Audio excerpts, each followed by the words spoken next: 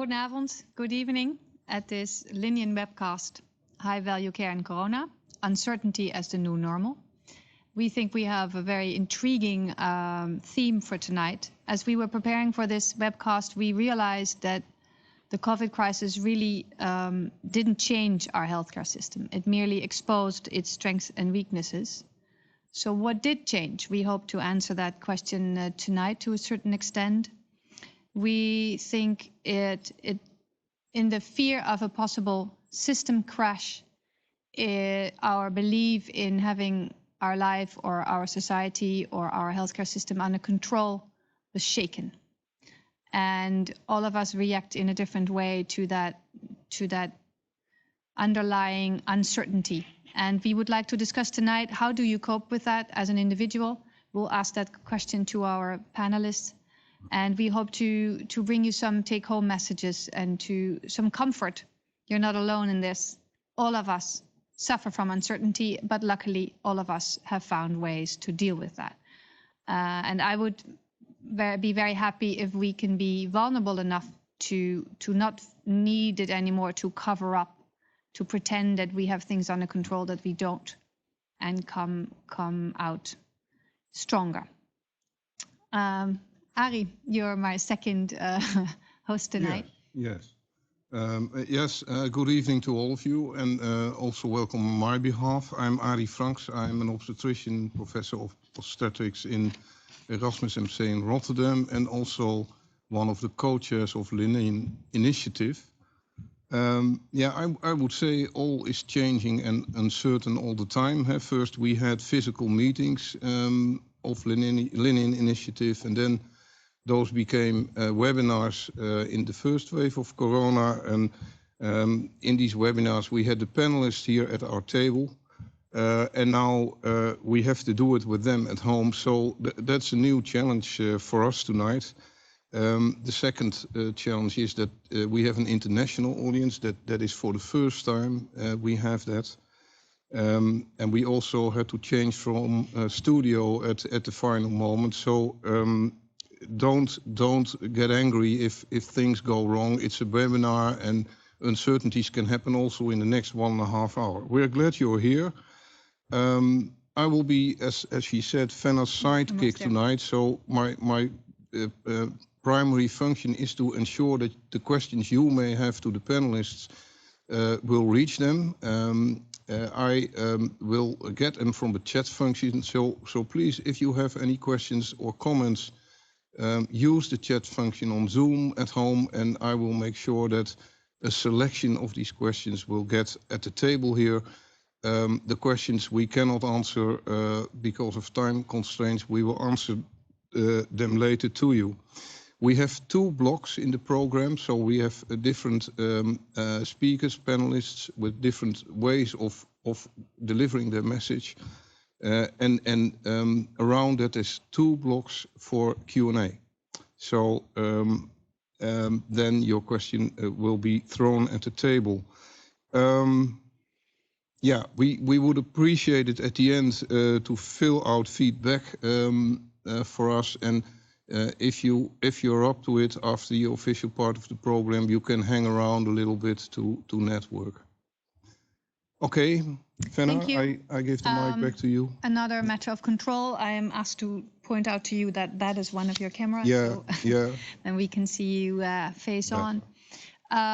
Again, it's on me to try to have a conversation with all the panelists and give everybody space to ask questions and to interrupt as politely and without too much of a chaos.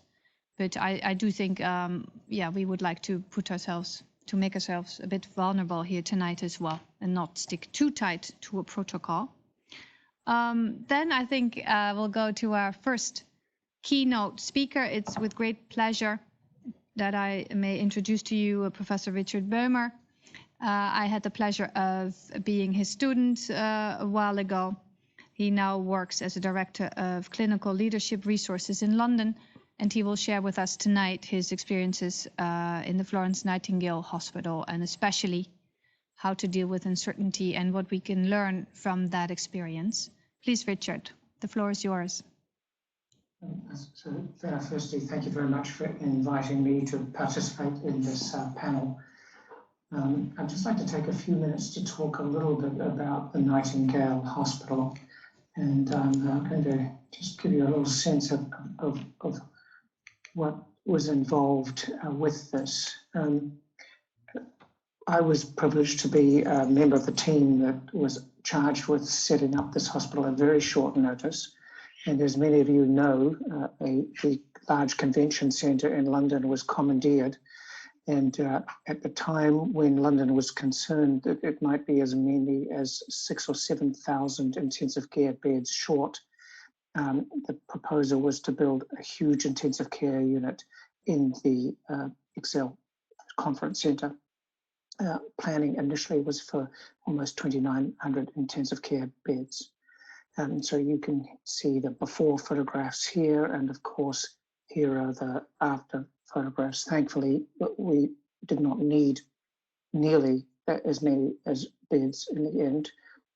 We were lucky that the first surge began to abate. But when we were faced with this challenge, it was very clear to all of us involved that there were huge uncertainties that we were confronting, and those uncertainties were both clinical and operational. So on the clinical side, there was a lot about this disease that we just frankly didn't know.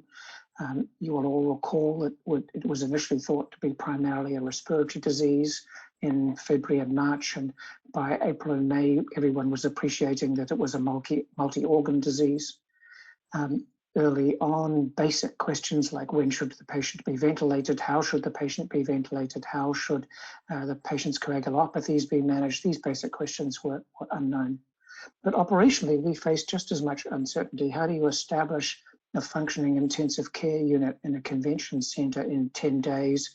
The fragility of the supply chain that we confronted, a shortage of basic personal protective equipment, shortage of key drugs, changing supply chain all over the world. We all faced this blend of clinical and operational uncertainties at the same time.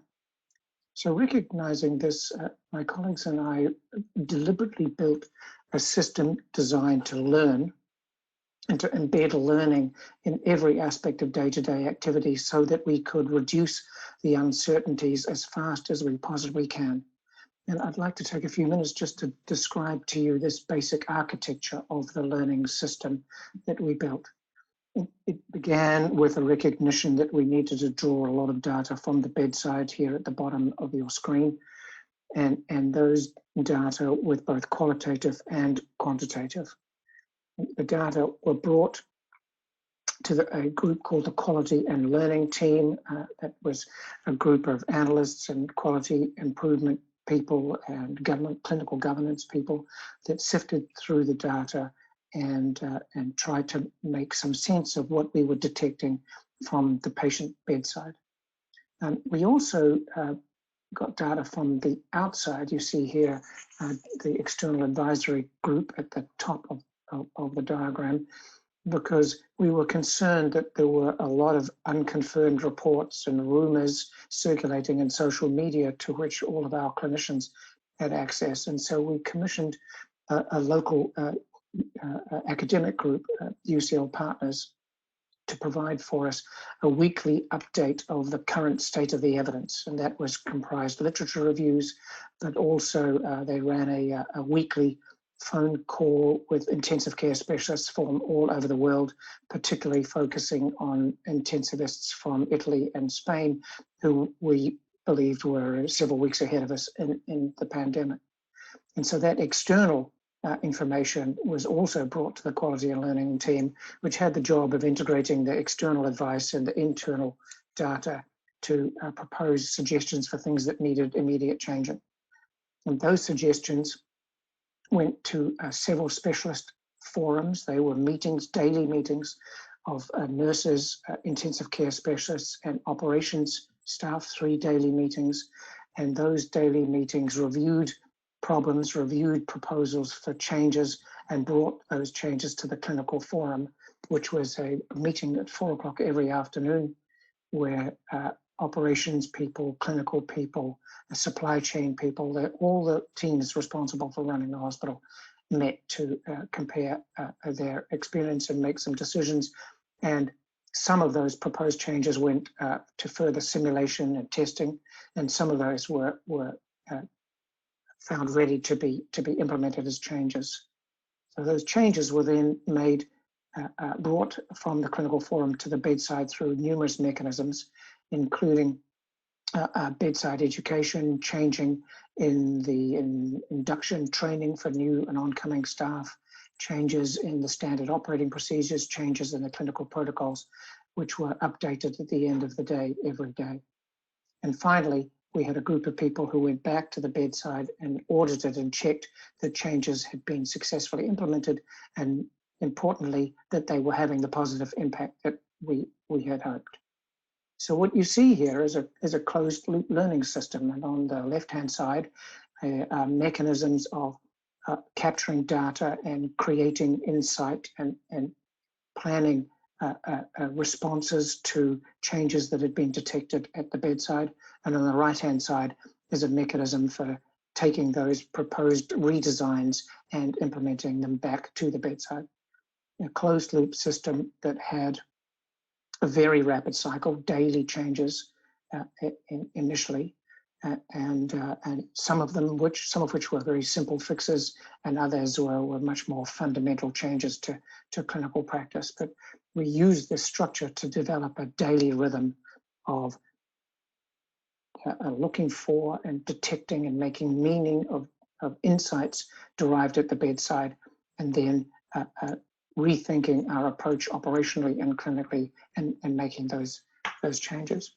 So I suppose, in answer to your question about how do we think about uncertainty of the COVID pandemic, our answer had been to structure an organization that embedded daily learning into daily work practices. Yes.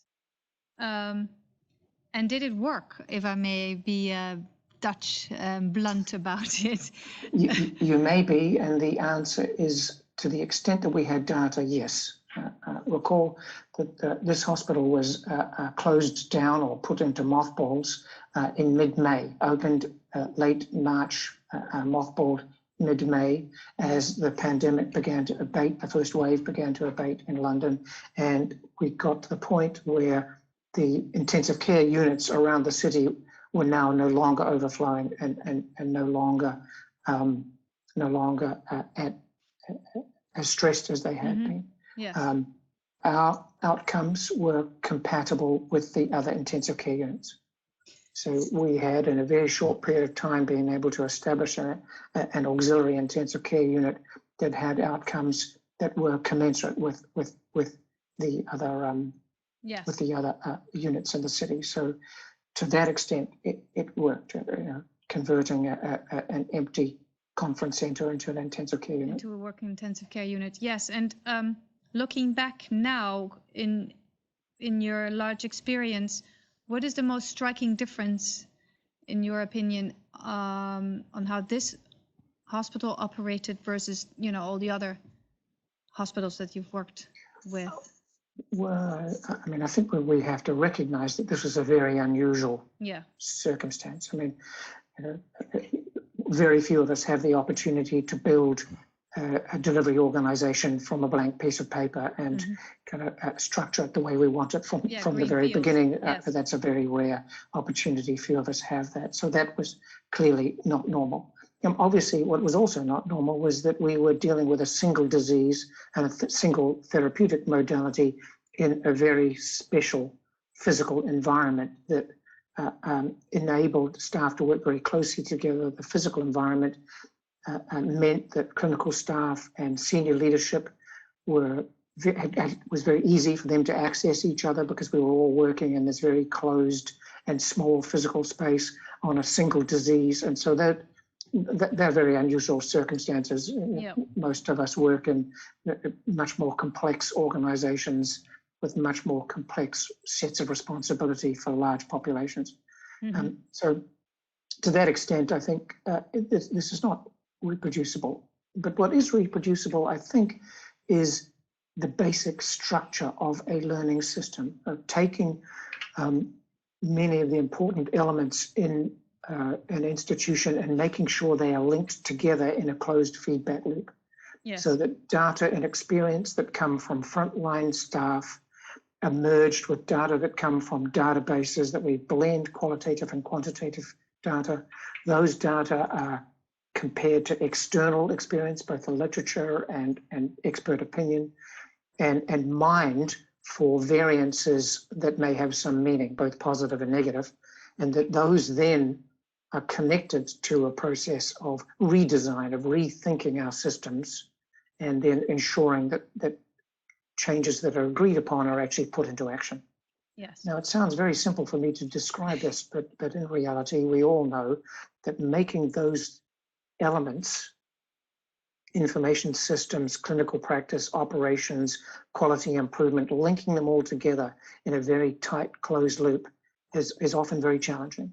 And that principle of trying to bring these information and insight, knowledge flows together, that I think is generalizable across most delivery organizations.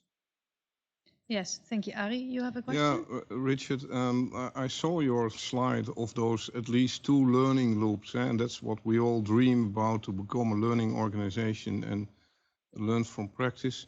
But as it shows also, you need data, and often in my clinical situation, I don't have these improvement data. So can you tell us some more about what sort of data? Was this the daily observations reported in those meetings, or was there a data system set up, and what was the difference with the typical hospital data we have available in normality? Huh? Well, we were always saying we're awash in data and short on information. I think that we had 9 separate data streams. Some of them were qualitative, some of them are quantitative. We created a new role, which we called the Bedside Learning Coordinator. That was a person, most frequently a nurse, whose job was to walk around all of the beds in the intensive care unit and talk to staff every day, asking them, what are your problems, what's working well, what's not working well, asking them for ideas for making things better. And we systematically captured those staff suggestions into a database. Now, we also had daily data that came out of the usual electronic medical record sources. We had incident reporting data, often especially in the hospitals in England that I've worked with, the incident reporting data go in a separate direction from the quality improvement data, and we were lucky to be able to merge those 2 data sources. So I think in answer, you've got to deliberately work to connect qualitative and quantitative data.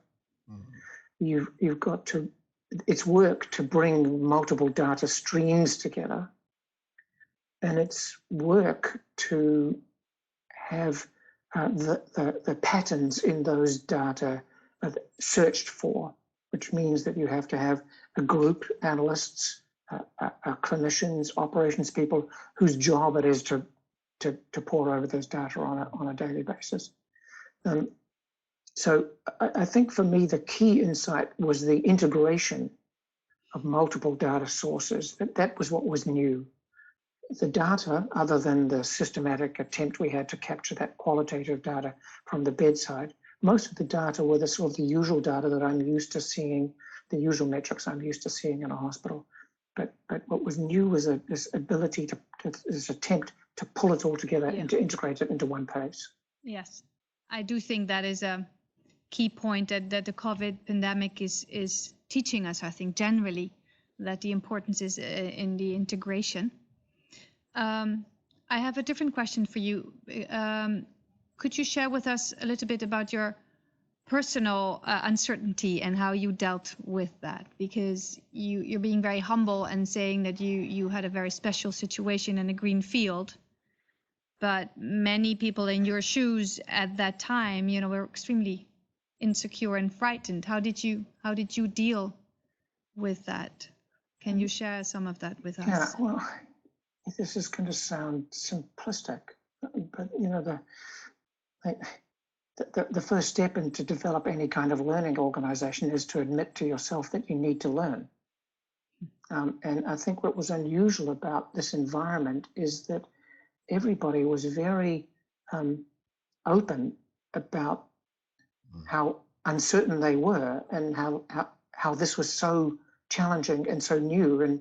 And so, you know, often I think especially doctors feel a pressure not to show their uncertainty to their patients, not to, yes, you know, to be seen to be the people who have the answers. And this was a moment in my career where we were constantly talking about, you know, what we were uncertain about, and so you weren't keeping that sort of nagging worry that there was something important that you were missing to yourself. You were talking with all your colleagues about this fear that we might be missing something really important. I think the other thing to say is that we had an incredibly diverse team. I mean, as I'm sure all of you experienced, the walls between the operational and managerial staff and the clinical staff seemed to drop. The walls between the different specialties seemed to drop. And so, you know, I would be talking with doctors, nurses, and then I'd be talking with the chaplain and the people ordering the drugs and managing the drug supply and the people who were fixing the ventilators. That to have that diversity was surprisingly helpful, because you got lots of perspectives, and again, you weren't alone in this. Thank you. That was beautiful. Richard, would you say that the building also facilitated this, because this is not, of course, the usual setup of an average hospital? It's one big space in that convention hall with some screens I saw between beds, but principally everybody's walking around in the same big space. Doesn't that play a role in what you describe, the multidisciplinarity and everybody's talking to everybody? Without a doubt. I mean, you know, being co-located in a workable physical space made a huge difference. There's no doubt about that. But we also set up specific forums in which people would be co-located. So that was this importance of this 4 o'clock meeting where everybody came, all the heads of the different areas of the hospital, the chief executive, the medical director, everybody, the head nurse, everybody was in the room. And so, you know, I think that when we're confronted with this, you've got to, there's no substitute for face-to-face conversation, albeit socially distant. You know, it's quite hard to do this electronically. It's hard to do this through staff emails, newsletters. You know, the physical space allowed the senior leadership to be out of their offices and as close to patient care as possible, so that the people delivering the patient care knew that, you know, the medical director or the head nurse, the chief executive, somebody would be coming through, and those people felt kind of empowered to interrupt senior decision makers and describe their problems and seek some help right there and then. I think this, you know, I think being there is a really essential component for leading this kind of learning for the senior leadership. And we were lucky the physical space made that easy. Yes, and that's, I think, an important lesson to take with us in this so-called second wave, where that probably might take a bit longer. And as we're sitting here in the studio, you know, I have Arie here next to me, but the rest of you is only virtual. So it's important to take that message that you just told us with us. We have the luxury of having several panelists with us tonight. Does any of you have a question at this moment to Richard? Because I'd be happy to give you the floor. Otherwise, yeah, Hans? Go ahead. Hans is here as a patient representative. Yeah, thank you for this explanation, and it's only a brief explanation you could give, Richard, but I'm very curious about, you also talked about qualitative data, not only the clinical, but also the qualitative data. My first question is, what kind of qualitative data are you using? And my second question is, because of data gathering is also often a problem of ICT. Was it a positive thing for you in England or the UK to have the NHS as one system to gather all these data, or were the several systems used? So we've had both advantages and disadvantages. The nature of the physical space meant that we couldn't take anything out of the COVID positive zone. So everything had to be electronic one way or another. However, we had a very limited electronic health record. So we actually had to record the qualitative data we wanted on paper. We put scanners into the COVID positive zone. We would scan those pieces of paper. The pieces of paper could not leave the infected zones. So we would have those scanned, sent electronically, and then typed up. We did a lot by hand. A piece of paper and a pencil and a bright person is a very powerful combination. So that's the first thing. I think the second thing is we were very concerned. I mean, obviously, it was very clear early on how stressful this was for staff. Our patients were all ventilated. So they were already on a ventilator by the time they arrived to us, and the majority of their time in the Nightingale, they were ventilated. And their families, because of the infection control, could not see them.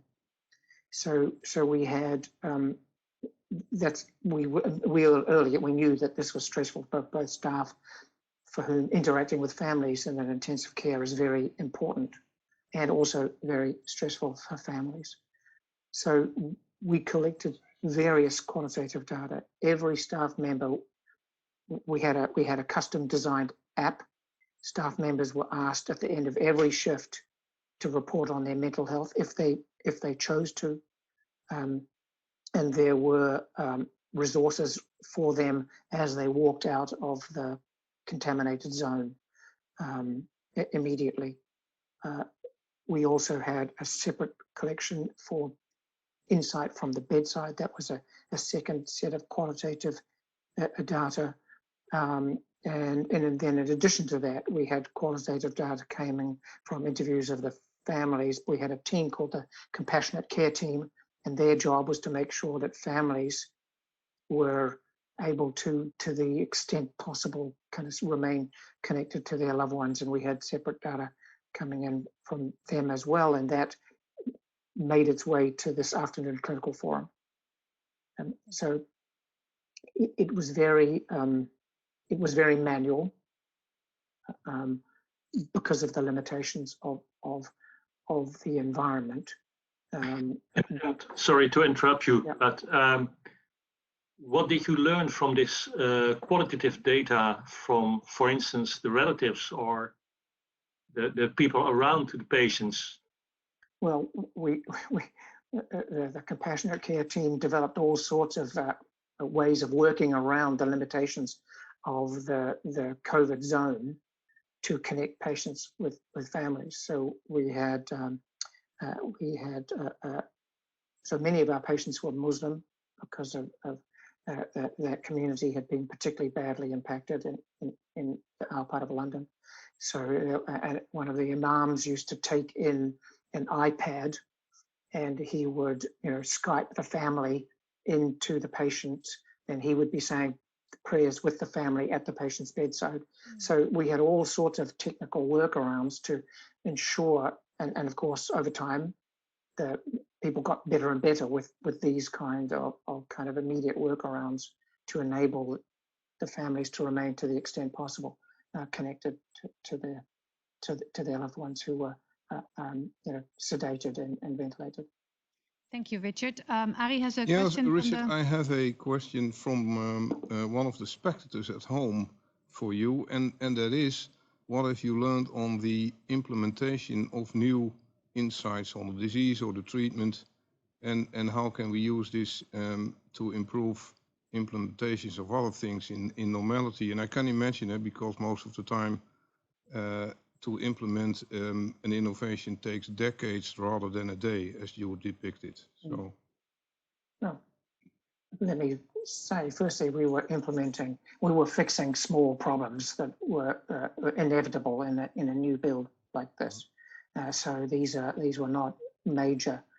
Many of them were not major complex problems that required lots of detailed work to develop solutions.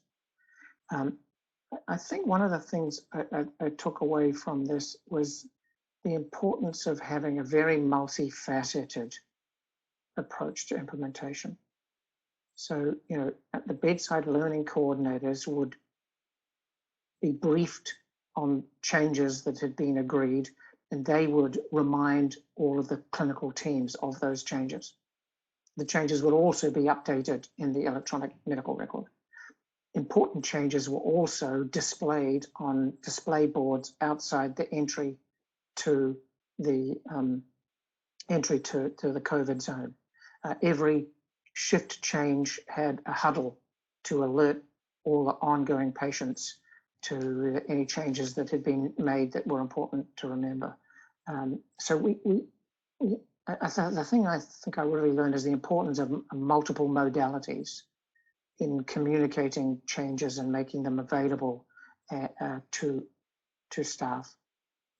We also had reserved a portion of the hospital as a simulation zone, so we could practice some of those changes, and new staff coming in would be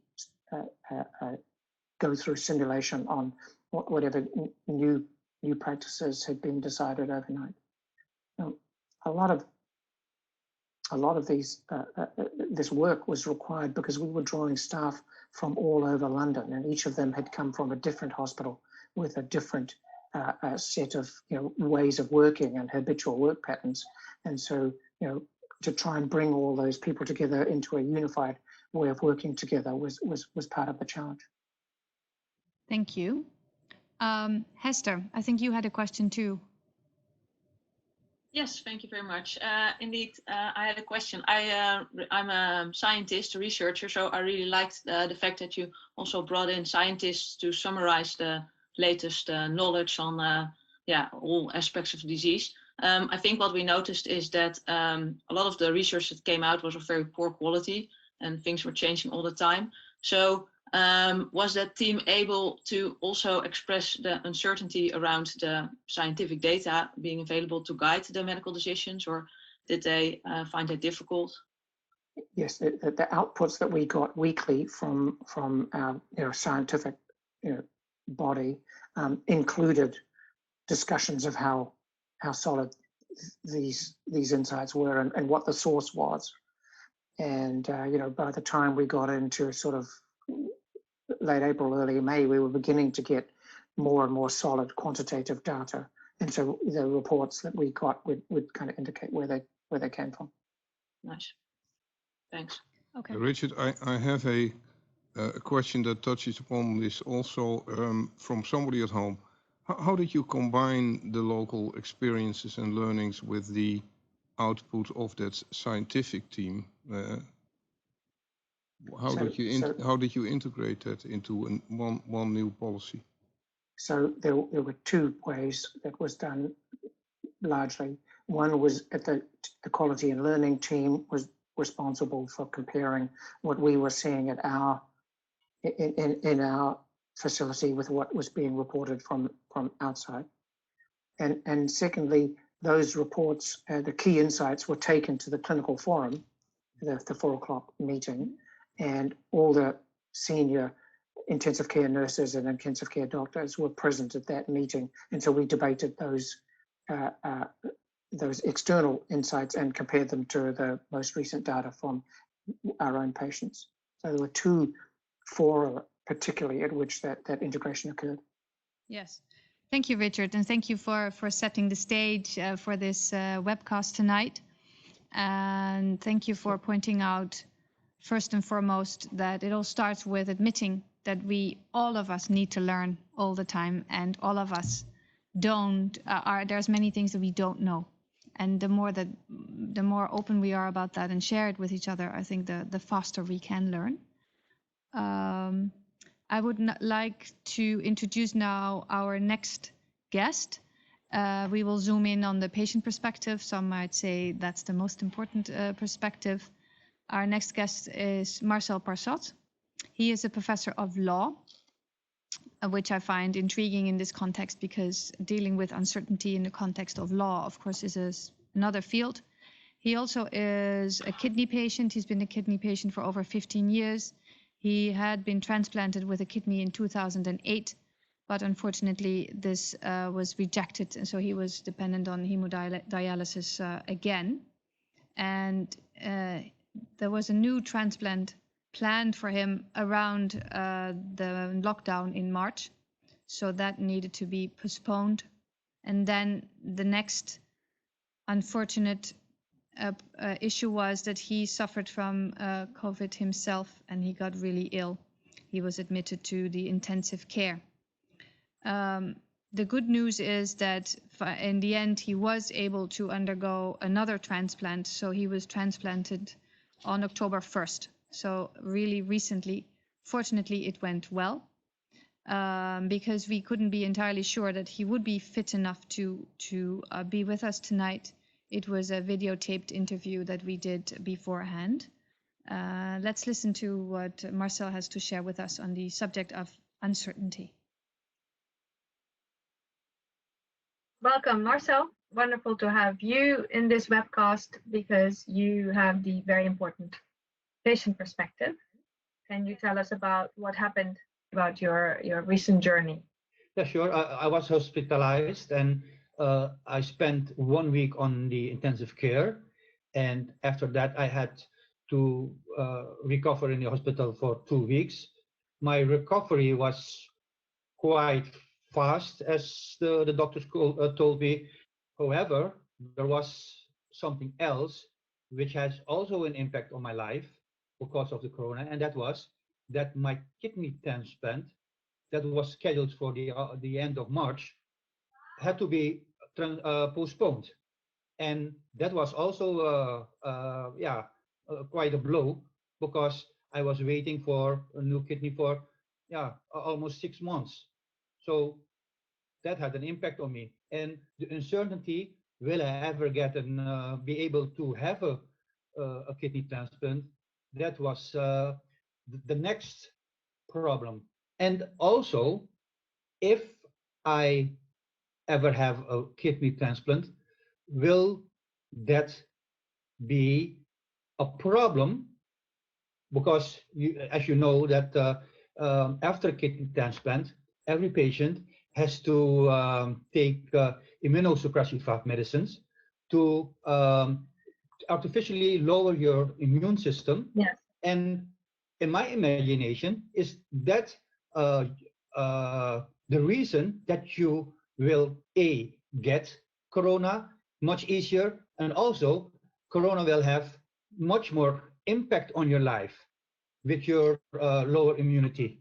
And I had the pleasure of talking to you a little bit before, and I was impressed with what you told us about how you cope mentally, psychologically, if you will, with all these uncertainties.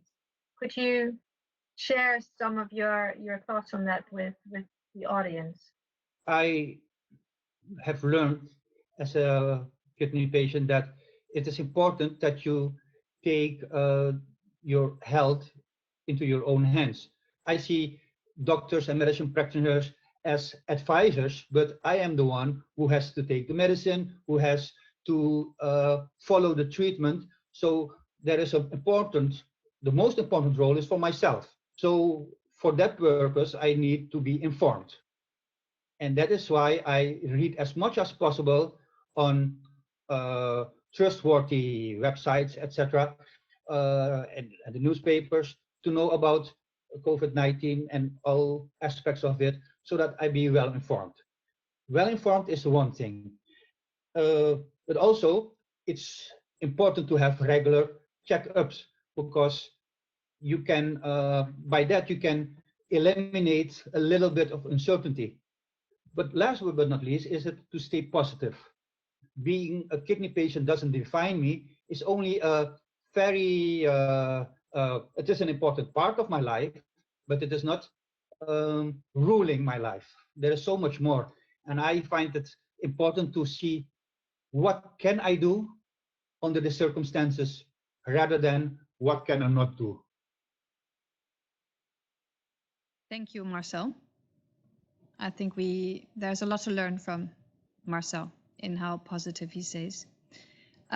We will now switch to our next guest, Marianne Vergerck. Welcome. Marianne is a professor of philosophy in the Universiteit van Groningen, and she was one of the panel members who put us on the subject of uncertainty. I made the mistake of calling it managing uncertainty at first, and she taught me that is not the best way of expressing yourself. Please, Marianne, the floor is yours. You're on mute, I think.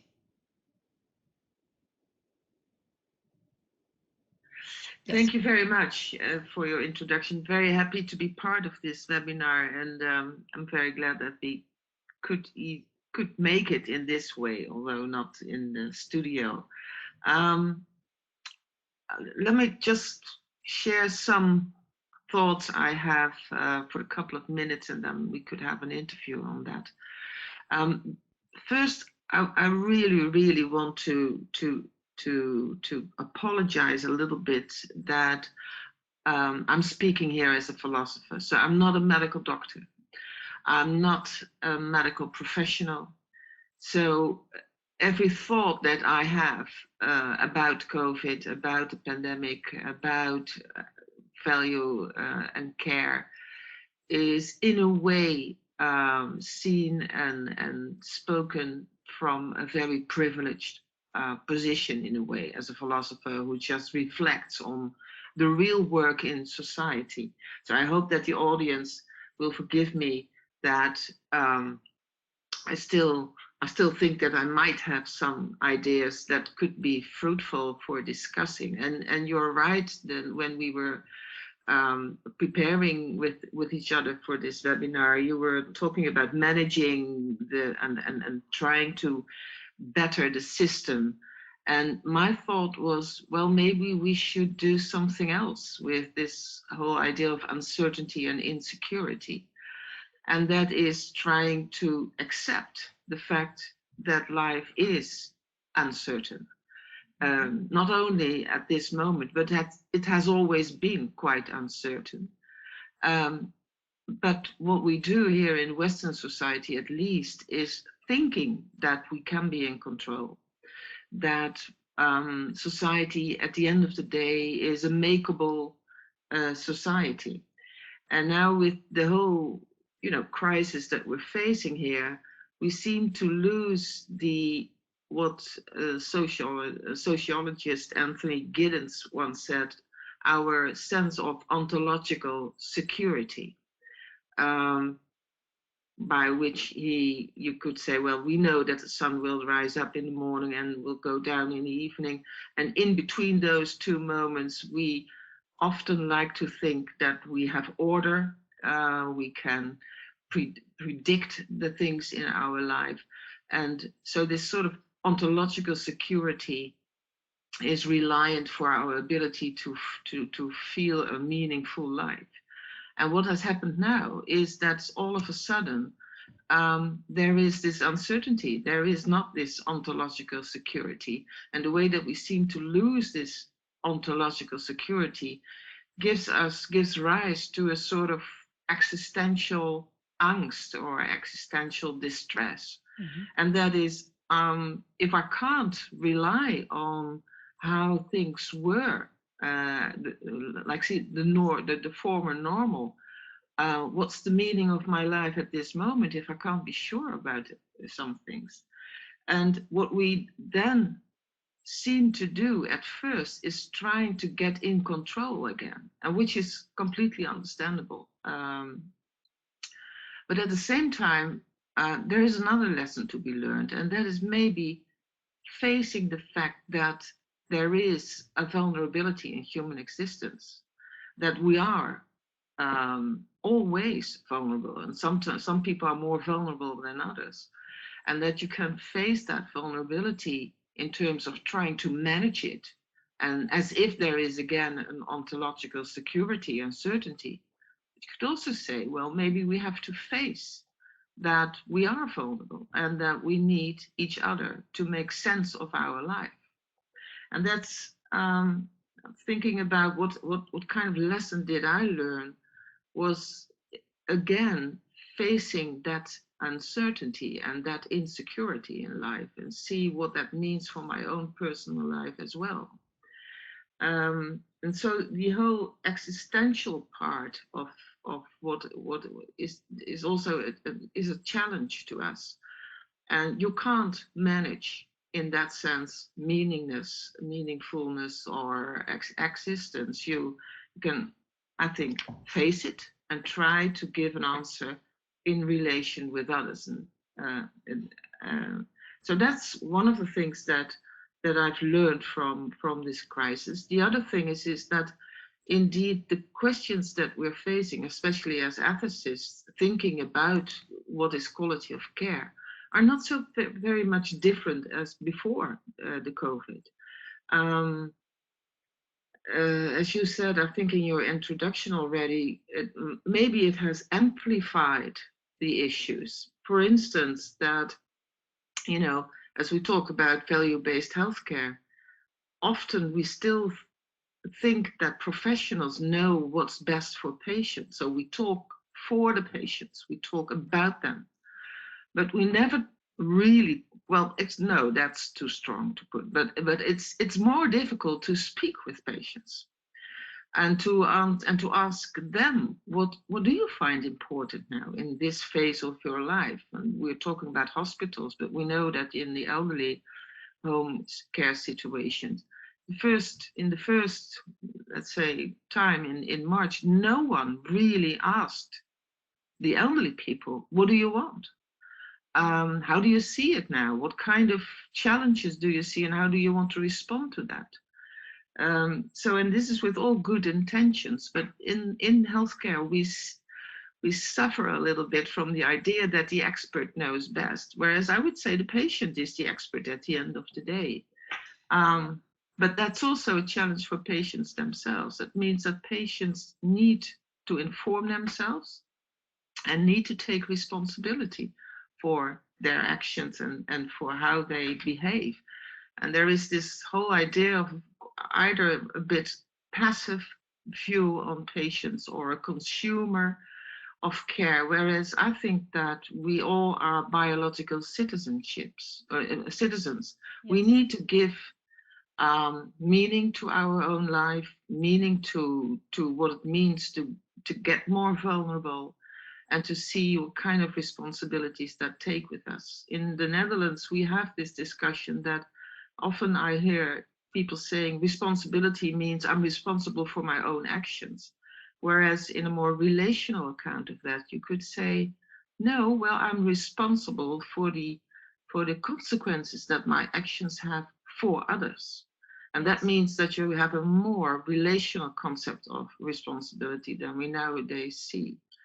So I see a lot of opportunities, especially for the philosophers, to put these questions as well on the forefront and see if we can talk about that in much, well, sometimes more quiet times than we have now at this moment. But the whole idea of, and now I'm stopping, so don't worry. But the whole idea of that this is a whole new situation. It isn't. We are, in fact, always have been very vulnerable, and there's always a lot of uncertainty. So yes, thank you. And I think it would be interesting to connect what you just said to what Richard said earlier, because as you mentioned, we have this idea that the expert knows best. I think there's also an underlying principle that we think as professionals that we must, as professionals, know best. And if there is something that we don't know, as is always the case, and especially, you know, was put to light in this COVID crisis, something terrible that would be terrible if the expert admits that there is something that you don't know. And Richard pointed out, it was quite clear that none of us knew, very much about it. And the fact that we did talk about it opened it up. So you don't lose the relationship with the patient, rather you make it stronger. I think that's a very strong point to keep with us, even, when this but you particular have to crisis invite is over. patients for that. But also, and maybe Bart will talk about that later on as well, there is also a task here for the patient themselves. Yes. Instead of just saying, I'm the consumer, or you tell me, or you're the expert. Yes. It also means that patients really must start thinking about what is a meaningful life for me? What is a meaningful medical intervention still? Yes.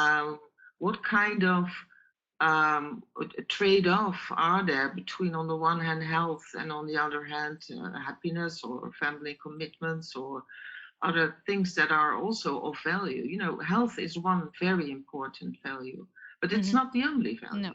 No. And so I think that we as citizens also need to think about that, and not only looking to the expert and saying, okay, you do what you think is best, because every medical decision that you make is always value laden, it's value driven, whether you like it or not. Yes, but I do agree with you. I also think that part of that responsibility of pointing out to the patient that, of course, as a health professional, you worry a lot about the health aspect of the full quality of life.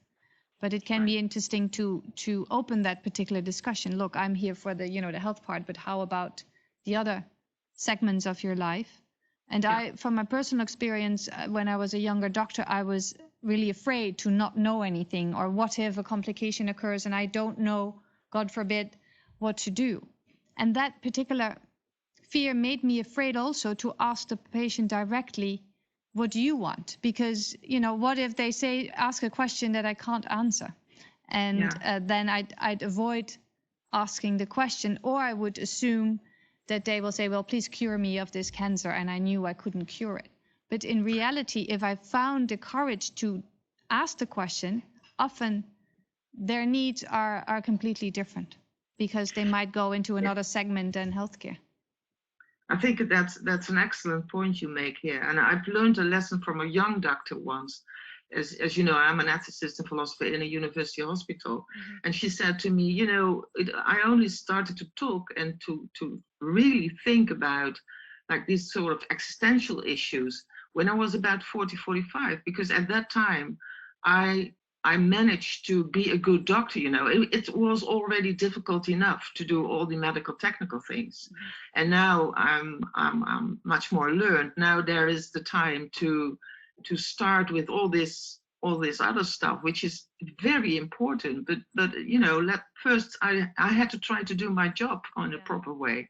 And I thought, maybe that is right. So philosophy and ethics is very important, but you have first to be a very good medical technical doctor, of course. And so you're right. At the same time, I was interested hearing Richard saying that one of the lessons that he learned was also this collaboration between all different kind of people around this whole corona circus. And I think that you mentioned also the chaplain. So the existential part also for professionals themselves is quite a challenge at this moment to face that and to talk with each other about it. Okay, thank you. I would like now to introduce our next guest and discuss, these important questions further with her. Nienke Huijbregts. She is very much in the middle of the primary process.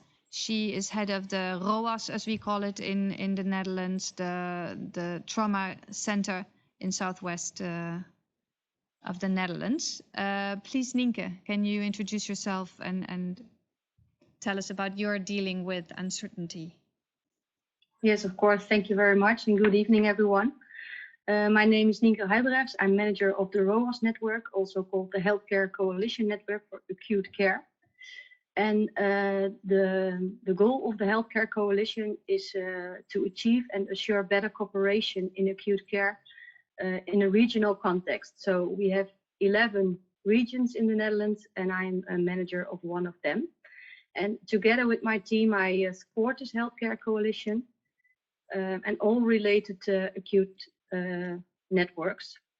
And there's an executive board, the ROAS board, and all healthcare providers of the network are represented. So it's about GP, post general practitioners, the ambulance care, hospitals, but also institutions for mental care and nursing homes. And together they discuss in this COVID crisis all the issues related to acute care. So it was a very interesting time for me.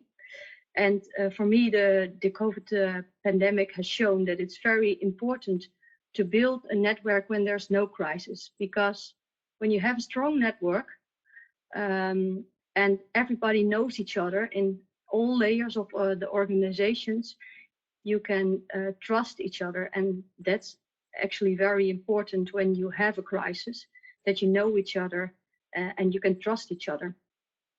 And what I especially learned in this first wave, that it's important to act for today, but also think about the near future. And that is something we learned in the first wave from the army. It was very interesting because the army came in and they built the LCPS. That's in Dutch Landelijk Coördinatiecentrum Patiëntenspreiding.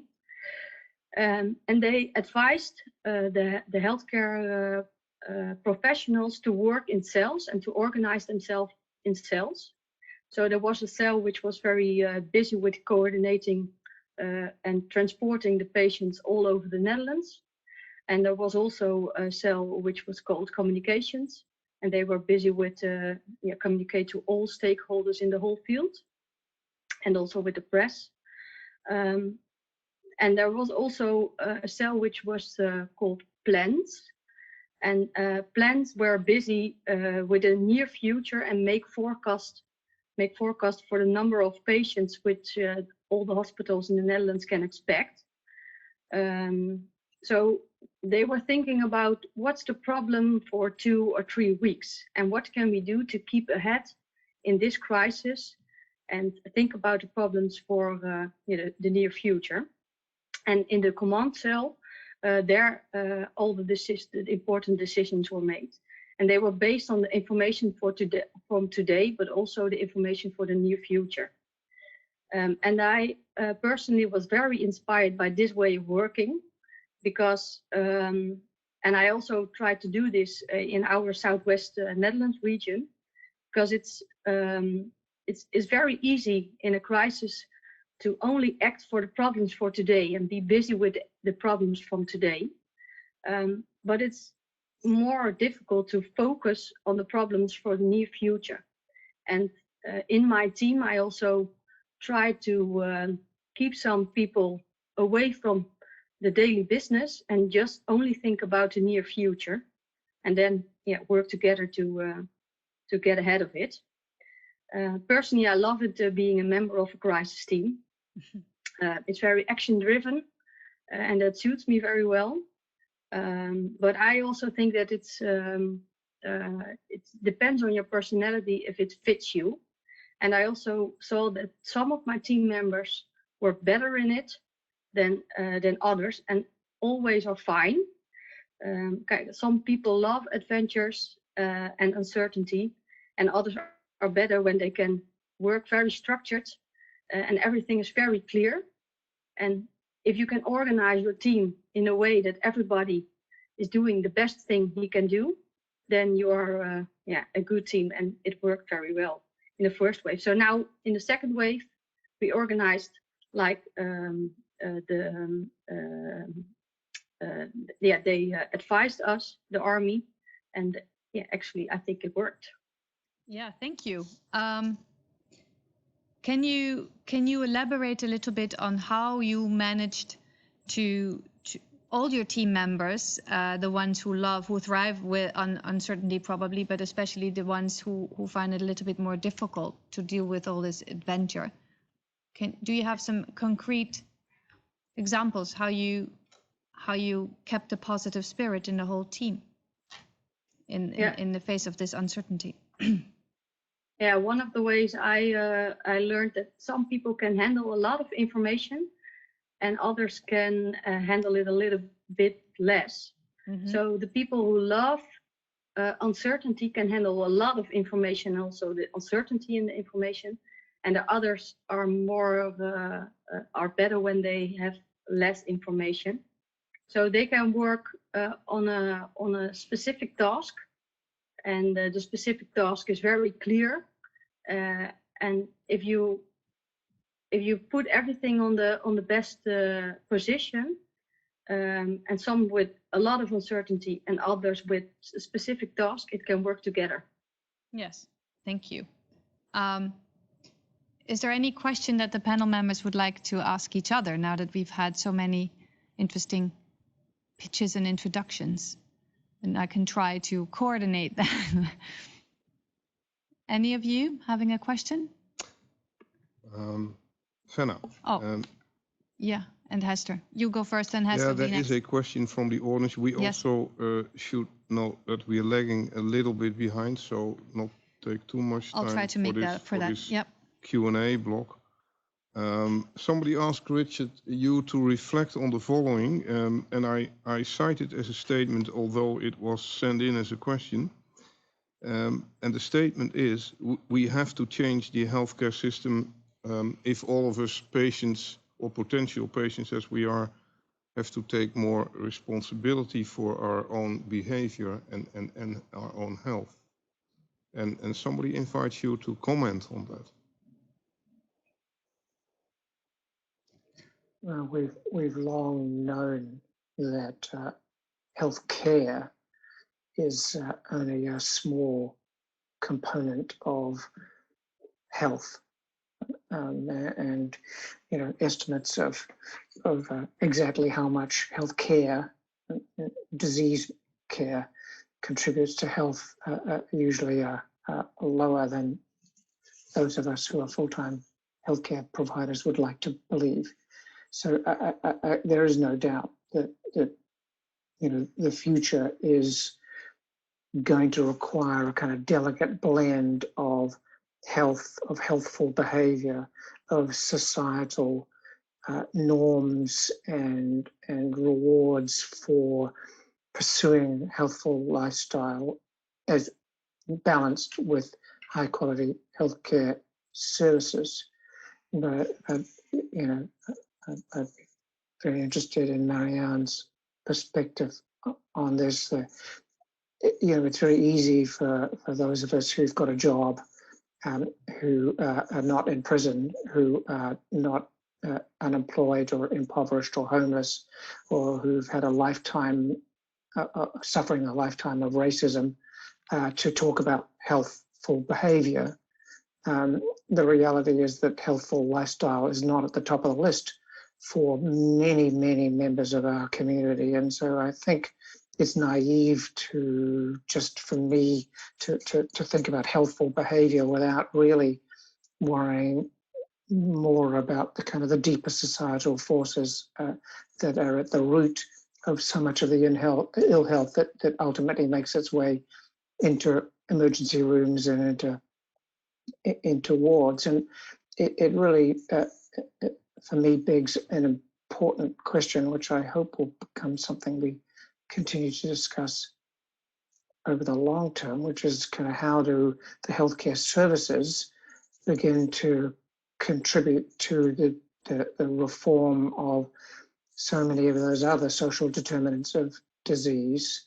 It's very easy to call it population health, but it's a massive societal task and is going to require collaboration across constituencies well beyond the healthcare sector. And I think we have to be alert to that and kind of be very aware of the amount of work we have to do to deal with inequality and of all flavors, and to deal with deprivation and racism and the many other afflictions that that find a common pathway as individual ill health. Yes, thank you, Richard. Thank you for pointing that out, because I think it is extremely important to stress that. And again, back to Marianne's point, finding ourselves, confronted with uncertainty and confronted with the fact that we do not, as a society, have everything under control. It's easy to fool ourselves into thinking as long as we build more intensive care beds, everything will be all right. And it's, you know, it's a pleasant thought, but it's not true. So thank you for opening the long-term discussion that we really need to broaden our services. Yes. Short comment. Yes. I totally agree, and there is this danger that some people think now that you can deserve your health, you know, whereas a lot of differences in health are the consequence of social economic situations, about how people are housed, etc., etc. And if you can't win that rat race, then it's up to you that you became ill, and then you have to make a different lifestyle. It's a very, talking about privilege, that's a very privileged position people take in this whole discussion. I see this in the Netherlands as well. There's sometimes the idea that when people get COVID, it's a really bit of their own responsibility or their own fault, whereas that's not the case. There's privilege underneath that, but also I think it's a way of protecting yourself, because you want to fool yourself into thinking, well, but I've been a good girl, so I am certain not to get it, you know, but which of course unfortunately is not true either. Yeah, thank you. Because of the time pressure, I would like now to introduce officially Hester Lingsma. We did hear from you already, but now is the time to officially give you the floor. Hester Lingsma is a data scientist at Erasmus University, but maybe you can introduce yourself better than I can do it for you. Please, Hester, the floor is yours. Thank you, Fenna. Pleasure to be here. I'm actually the head of the medical decision-making group, so I wouldn't call myself really a data scientist. What we try to do is learning from data, from research, to improve or to try to help doctors making good decisions, and to, of course, to try to help patients making good decisions. What I will do today or tonight is to very briefly tell you something about the research project that I was involved in that is related to COVID. So as you all know, in the first wave in Netherlands, many surgeries got postponed or even cancelled because there was so much pressure on the healthcare system because of the COVID care. For example, in Erasmus MC, at some point only 5 of the 26 ORs were open.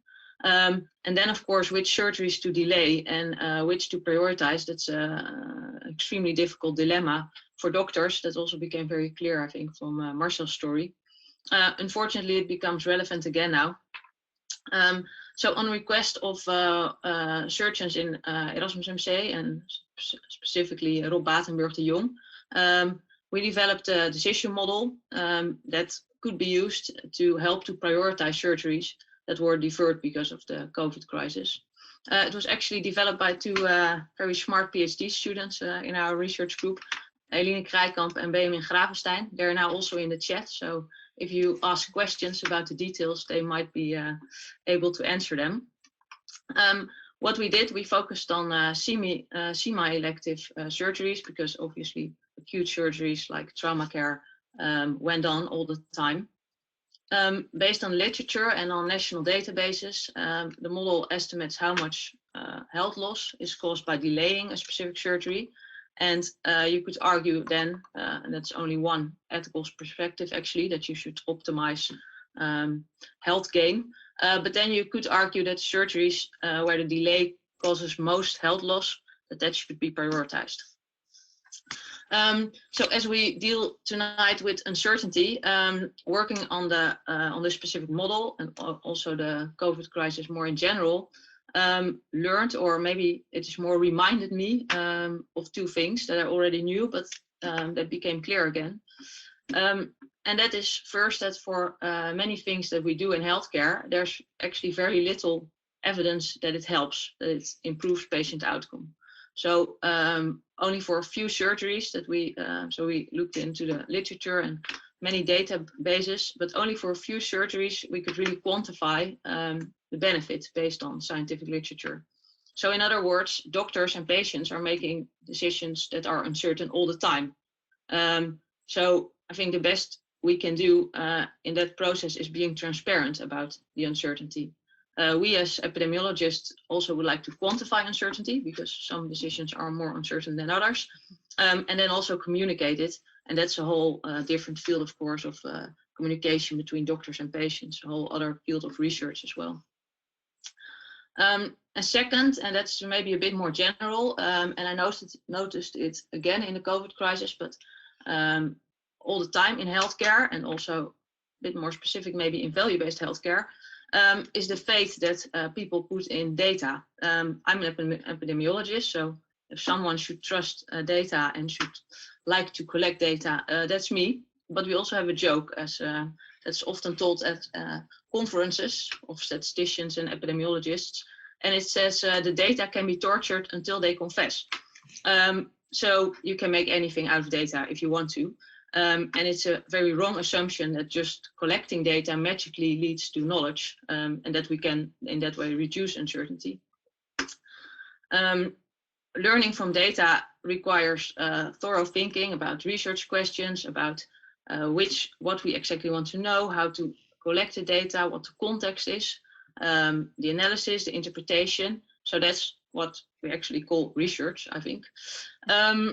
So all in all, my message for tonight would be that I think we should always, besides embracing uncertainty, we should strive to reduce uncertainty in medical decisions. Ideally, we are more certain about what benefits patients and what doesn't. But on the other hand, we have to acknowledge the fact that we will never be certain, and also be able to communicate that with each other. Thank you. You gave us a very Buddhist paradox. Thank you for that. And you also gave me a nice bridge to introducing our last guest, Hans Bart, whom we've already heard. Thank you for that, Hans. But now it's my honor to introduce you officially. You represent a patient perspective, and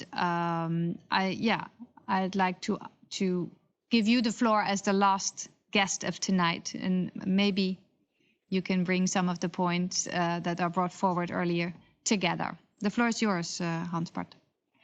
Thank you. I hope so that I can encounter this idea, but let's see.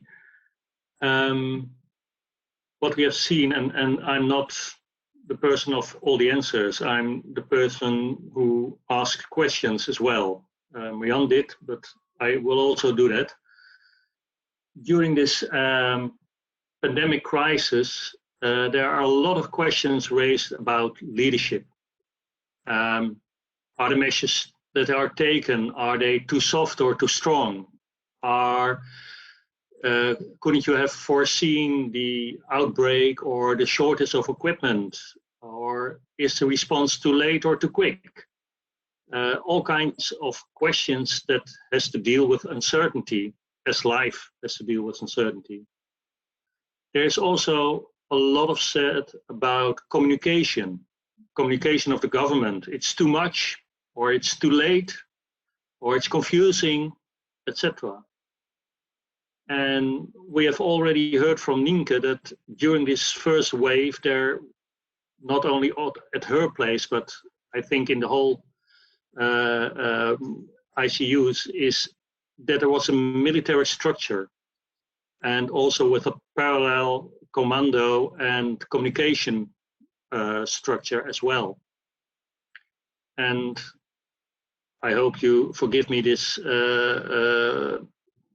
saying, but when we look at the first wave, at the top of the monkey rock, there were the medical specialists and the epidemiologists.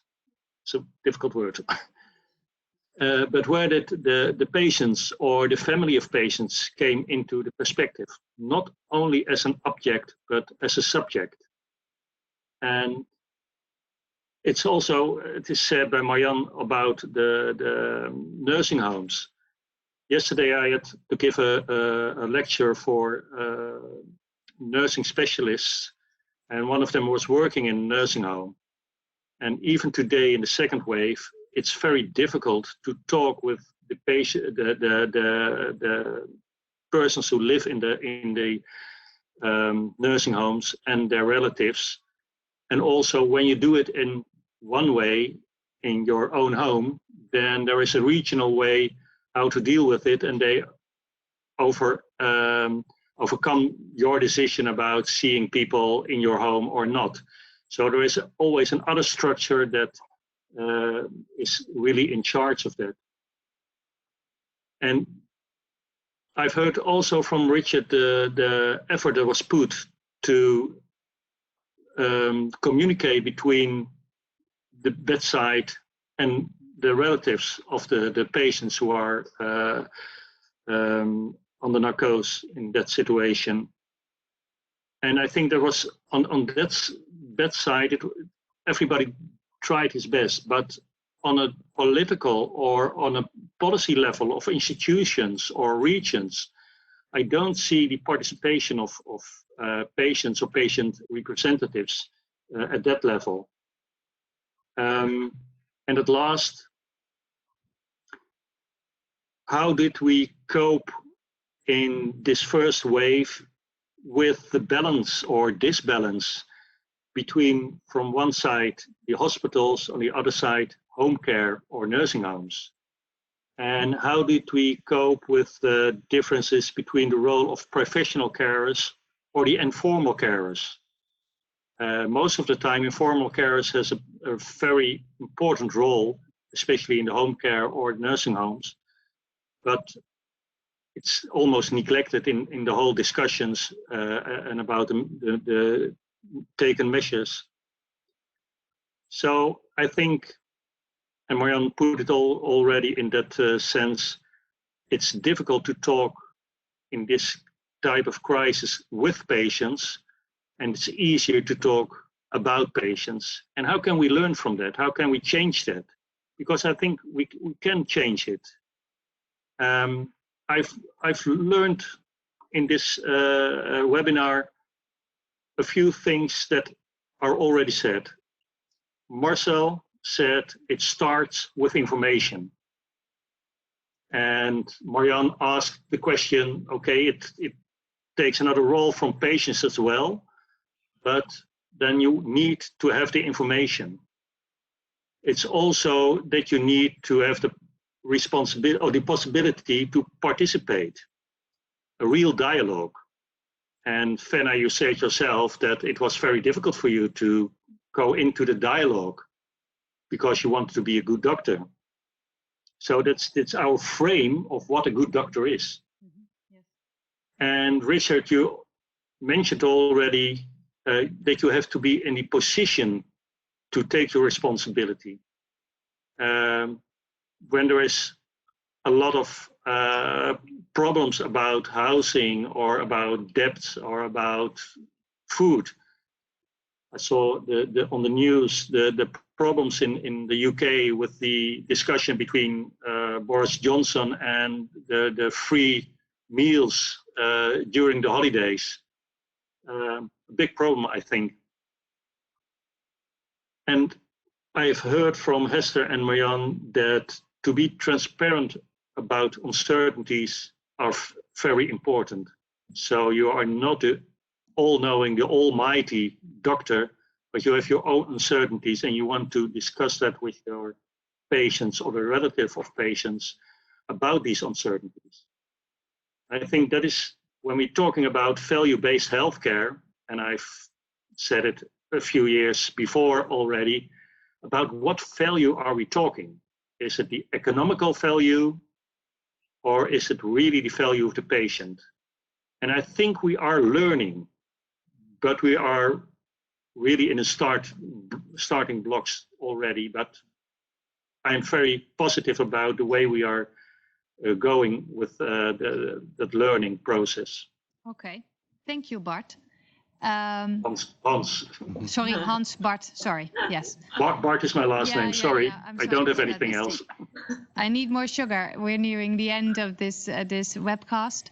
I think it's important to give the floor also to the audience. Arie, have you a question? Well, I more or less synthesize some of the questions from the audience and also my own thoughts and reflections on what I just heard. And I have this observation. We advocate uncertainty as a value tonight.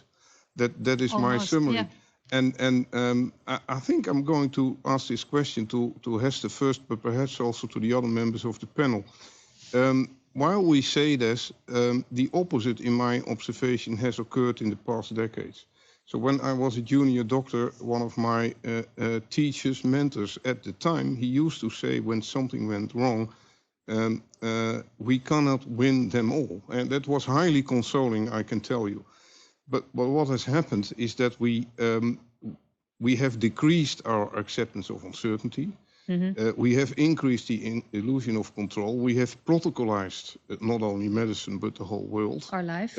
Encouraged, by the way, by the epidemiologists advocating evidence-based medicine in the 1980s and the 1990s. So my question to you, and maybe first to Hester and perhaps to all of you, is this the time to end that illusion? And if so, what are we going to do exactly after advocating, embracing uncertainty as a value, actually? What's next? What next? Hester. Yeah, what's next?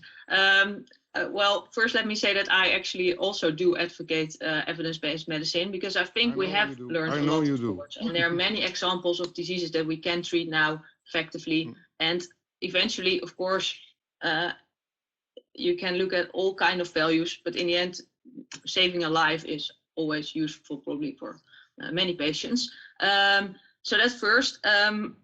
Maybe related to that, what came to my mind when listening to Marianne is that I think we are increasing the communications with patients, I think, and maybe we are not acknowledging the uncertainty. We're trying to provide, and I'm not a clinician, so it's very easy for me to say this, but what I see is that we as a society are trying to provide then people with numbers that they can base their decisions on.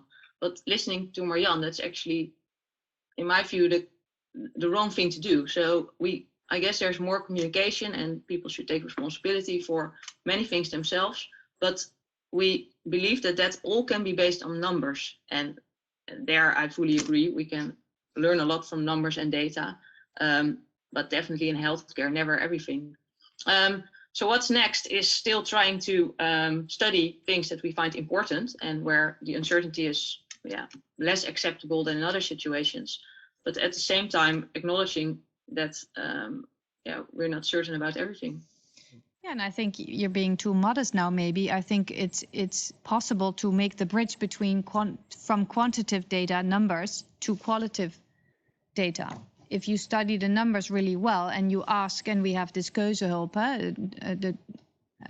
good help in decision making for a patient. Do I want to be operated on in this particular situation, or do I not? It depends on what you value most afterwards.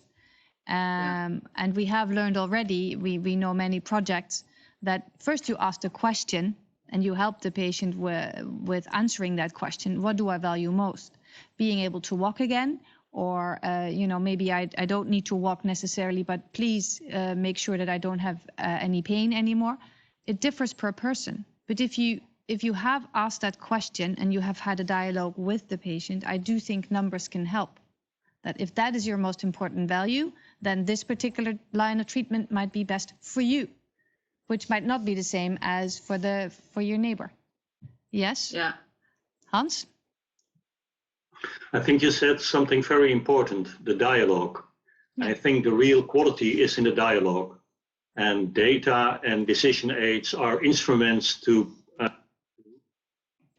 bring this dialogue on another level. Yes. But data are, what does it say to me when you say, okay, you have 40% chance on this or that? No. Then I have to choose if I take that 40% or not. And that is my problem, also to cope with the consequences of the 40% when I'm in or out.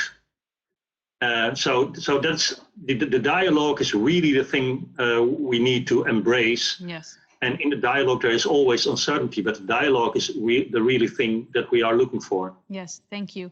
I would like to proceed with this particular question of Arie to all our panel members. Nienke, can you answer Arie's question? What's next after having embraced uncertainty? Yeah, that's actually a very difficult question, but I think what's next is that you have to start a dialogue with the patients in the hospitals, but also in the nursing homes and in all kind of care, and ask them what they really want, what's important for them. And for the one patient, it can be totally different than for the other. Mm-hmm. But on the other hand, if I look from a system perspective, we also have to discuss, is the COVID disease more important than other diseases? Yeah.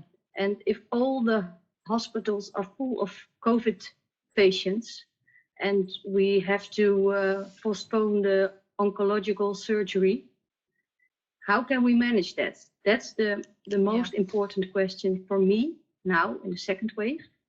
And if we ask the patients what's most important for them, so if, for an example, 80-year-old patient don't want to be transported to a hospital anywhere else, what can we do for her? Yeah. Can we help her in a nursing home or somewhere else? And I think it's important that the doctors really ask the questions and have a dialogue with what's important for a patient, and then we can deliver the best care. So thank you. That's our difficult, I think it's a difficult dialogue, but it's important. To have it nonetheless. Yes, thank you. Yeah. Next I go to Marianne, and Arie is pressing me. We have a little time, but please, Marianne. We have 4 minutes left. Yeah, your answer to Arie's question. What is next? Yes, well, I think well, there's a difference. I want to say two things. One is, I'm not against the idea that we could have some form of certain knowledge in certain respects, but knowledge is more than all those things that can be measured. Yes. Some things are of value but can't be measured, but you recognize it once you see it, right. What it is of value. I think, and I want to quote a paraphrase more, the book of Gawande, Being Mortal. Thank you. Yeah. And what he says in his book is that with all the medical revolutions that we have had for the last 2-3 centuries, we stopped with another revolution, and that's a cultural revolution. That is understanding then still again what it means to be mortal. And in a way, I think that uncertainty, I didn't want to say that uncertainty is a value, but what I would like to say is please don't forget that we are mortal. And that is part of who we are. And that's also the reason why we need each other. And that science is one thing, but the dialogue or talking about what it means to be mortal is something that is often forgotten, as Gawande would say. And so we need, with the medical revolution, a cultural revolution now, that our culture is again able to discuss these issues. Thank you. Richard, I would love to give you the last question. We have, unfortunately, very little time. So I want to take the last minute and a half to thank all of you. Thank you for participating. Thank you for the points that you brought forward, and especially thank you for your very personal perspective and your courage to show us your personal feelings and your vulnerability in this. I thought this was a very special and courageous webcast. It is possible to see everything back should you have missed certain points, and questions that are left unanswered because we couldn't address them all will be answered later. And I look forward to the next webcast. And let's, on the one hand, embrace uncertainty and at the same time work very, very hard on reducing those parts of the uncertainty that we can achieve. Thank you very much.